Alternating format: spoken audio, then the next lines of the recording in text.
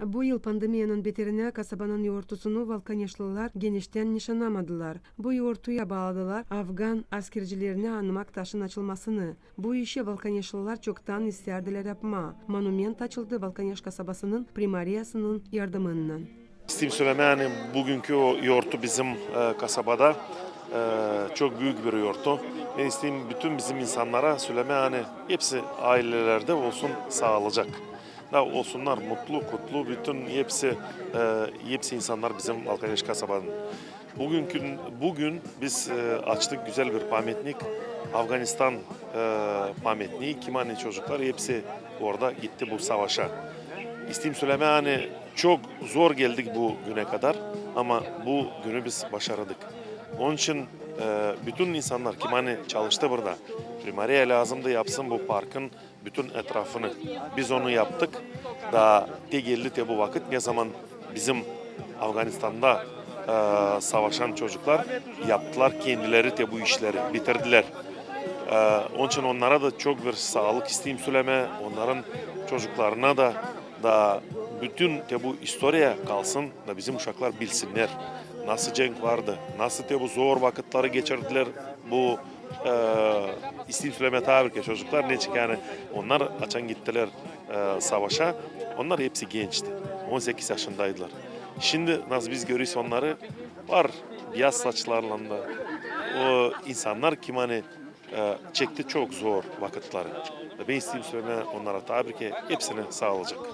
Kutladılar Valkanyaşlıları kilise yoğurtusundan hem de Afgan askercilerine anmak taşın açılmasından Afgan cengin pay alanları bütün Moldova devletinden. Мотострелковый полк, ben минометчик. Var bir орудие, büyünde sayılı da минометная батарея. Aşırı toprakla, başka türlü sansı, başka kokula, başka boyada вообще görünüyor. İlkinden doğru söylemeye korkunçtu. Sonra kişi sınaşı. Kişi geçiriyor açan birkaç neyseler, sonra sınaşıyor bu işi. Söyleyeceğim, türlü vardı, slujbamız geçiyordu, var öyle neyse hani çıkmayadı, biz bayarlıklarda geziyorduk. O çıkmayadı bayarlıkla, onun kendi vardı, slujbası kendi yerde.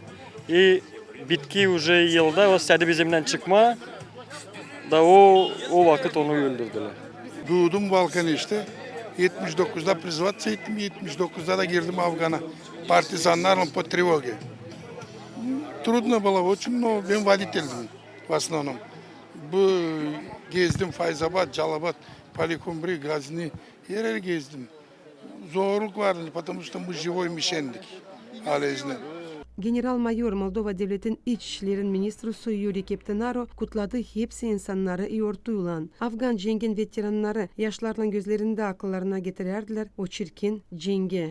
Bugünkü günde 57 veteran Afganska vayna hani bugün yaşıyla bizde rayonda Yetuliya, Şimköy Vulkaneş'te. Bizden gelmedi cenkten Sergey Rudenko Vulkaneş'ten, Ivan Belekçi Besti пропавший Çeşmeköy'den. Biz çok bekledik bugünü, pek çok. Geçen bize pek zordu. Yardım pek azdı. Biz kendimiz, kendi kuvvetimizden, kafadarlarımızdan dostlarımız vardı. Deputatla yardım ettiler. Ben уже 15. yıl председателем. 15 yılda yetiştik bugüne, hani biz onu açtık. Pek zorla biz onu açtık. Нас дело лучше поздно, чем никогда. Но мы его открыли с помощью всех, которые сегодня находятся здесь. Ve isteyim hepsine yollama selam bizim kafadarlama. Kiminle ben yaptım? Armiya Afganistan'da. Benim dostlarım geldiler. Kiminle yaptım armiya? Kişinev'den birerde 2 yıl birde suç ettik. 24 ay. Hepsi burada geldiler. Ben kutlama bugünü bizim. Çok sağ olsunlar saydılar bize. Geldiler bugün bizimle birde açalım bu pamyatniği. Bugünkü güne Valkanyaş dolayında yaşır 57 Afgan cengin veteranı. Birisi sayılır kaybelen, öbürüsü ise öldü cenkte. Polina Barbova, Vlad Tabachuk, Alexey Gerchu, GRT Haberler.